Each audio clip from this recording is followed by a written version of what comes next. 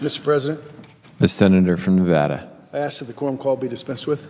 Without objection. I ask unanimous consent to speak as if in morning business. Without objection. Thank you, Mr. President. I rise today to address an issue that is troubling to me and to my constituents back in the state of Nevada, to a growing number of Americans across the country. I'm referring, Mr. President, to the tendency of those who lead government agencies to abuse their power and deprive Americans of their constitutional rights. We've seen examples of this alarming trend over the last several weeks. The NSA is reportedly confiscating private emails and phone records. IRS has specifically targeted conservative groups seeking tax-exempt status. Constituents have flooded my office with phone calls, emails, and letters demanding to know why their government continues to encroach on their liberty. They've had enough, and so have I. Recently, the Federal Court of Nevada ruled that the federal government has abused its power in my home state. The court ruled in favor of private cattle owners in Nevada.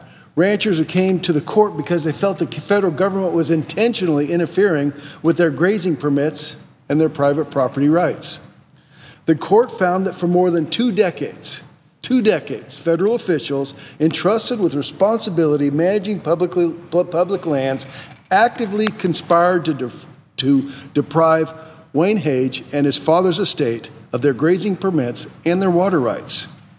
In its decision, the court ruled, and I'll quote, "The government had abused its discretion through a series of actions designed to strip the estate of its grazing permits and of the ability to use water rights," unquote.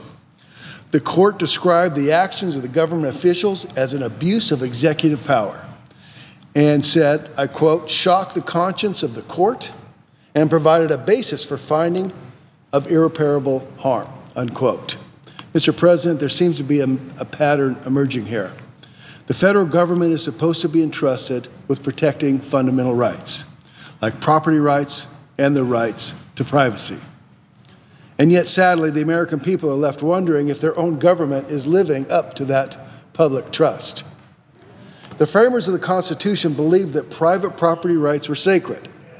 The Fifth and 14th Amendments specifically prohibited the government from depriving citizens of life, liberty, or property without due process of law. And those amendments are there for a reason.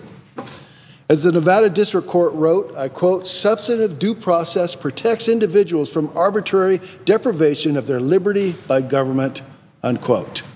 No question, federal government has an obligation to help manage the nation's resources, just like it has the duty to keep Americans safe and to enforce fairly the tax code.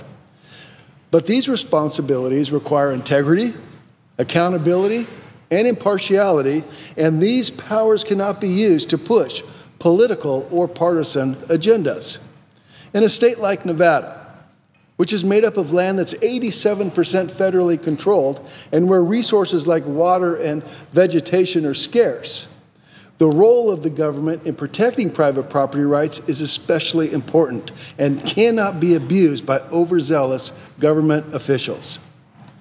The rights of cattle owners and ranchers to have their grazing permits honored is no less important than any other form of property rights secured by law through permits and licensing. And the government cannot be allowed to arbitrarily target certain groups for punishment and selectively enforce the law.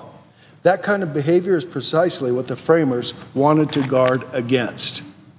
Whether it's the IRS targeting groups for their political views, the NSA confiscating mass amounts of private data, or the federal government interfering with property rights, the American people are fed up with this laundry list of examples of the federal government blatantly disrespecting their constitutional liberties.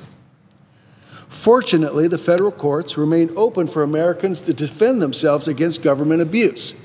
But I think it's a tragedy for American citizens to be subjected to costly, drawn-out litigation in order to make sure their liberties are secured against the very government they've entrusted to protect them. Mr. President, the American people will not stand for an all-powerful government that ignores their constitutional rights. It's long past time that we end this culture of government bullying and harassment.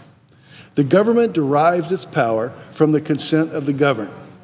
The consent depends on a fair, transparent, and reasonable enforcement of the law.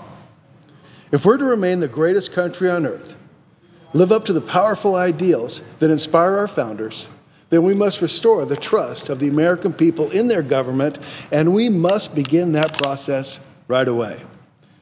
Mr. President, thank you, and I yield the floor.